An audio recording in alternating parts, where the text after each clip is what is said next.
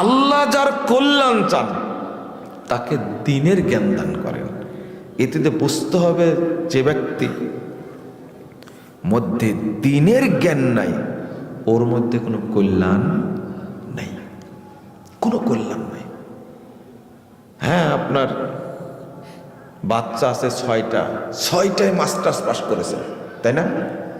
6টায় masters pass করেছে এবং আপনার ওয়াইফের উপাধি হয়েছে রত্নগর্ভা। কি বিশাল মর্যাদার! অথচ এই 6টা সন্তানের 3টা মেয়ে 3টা ছেলে, এদের মধ্যে দ্বীনের জ্ঞান কি নাই? না, জিরো।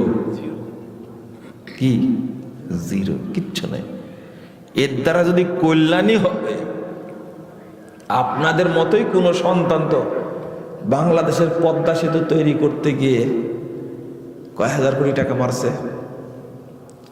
খরচ হওয়ার কথা 20,000 কোটি টাকা, সেখানে খরচ দেখা গেছে কত?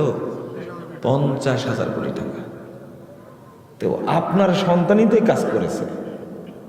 আপনি বলেন তো যে আমার দ্বারা বাংলাদেশের এক কানা কড়ি কোনোদিন ক্ষতি হয়নি, কিয়ামত পর্যন্ত হবেও না ইনশাআল্লাহ। আপনি বলতে পারবেন না। এরাই তো কলমের এক খোঁচায় 5,000 কোটি টাকা চুরি করেছে, তাই না? এরাই তো ঢাকা বিশ্ববিদ্যালয়ে পড়াশোনা করার পরে এত বড় চোর হয়েছে, বাংলাদেশ বিক্রি করে দিছে। এই কাজকে মূর্খ মানুষ করতে পারবে? হ্যাঁ, ও তো খোঁজা মারতেই জানে না। এমন সন্তান জন্ম দিলেন কেন? আমি বলেছি প্রথম কথা, রাষ্ট্রপতিও যদি হন, প্রধানমন্ত্রীও যদি হন, আর তার মধ্যে যদি দ্বীনের জ্ঞান না থাকে, এই জাতি কল্যাণ থেকেই বঞ্চিত হবে, হবেই। এতে কোনো সন্দেহ নাই, আপনি কথাটা মনে রাখবেন। আর এই জায়গায় আপনি আসছেন দ্বীনের 2টা কথা শোনার জন্য, এই জন্যই এই জায়গার এত মর্যাদা। কথা কি বুঝেছেন? না হলে এত সালাতের মধ্যে এমন কোনো কথা নাই। তারা যা চাইলো আমি সেটা দিলাম, সালাতের মধ্যে ওরকম দোয়া নাই। বুঝেন না মনে হয়, তাই না?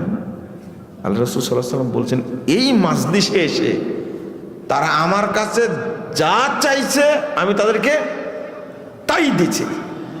এরম কথা সালাতের মধ্যেও নাই। এখানে শিখতে আসছেন কিছু দ্বীনের জ্ঞান, তাই না? আল্লাহ যেন আমাদেরকে দ্বীনের জ্ঞান দান করেন, বলেন আমিন। আমি কি এমনি বললাম? আপনি পড়াশোনা জানেন না, কিন্তু সালাতটা ভালোভাবে পড়তে জানেন, এটা দ্বীনের জ্ঞান না? আপনি ওযু করতে জানেন ভালো করে, আপনি হজের আহকামগুলো জানেন, আপনি সিয়ামটা পালন করতে পারেন জেনে, হুজুকে করেন না, এটাই দ্বীনের জ্ঞান।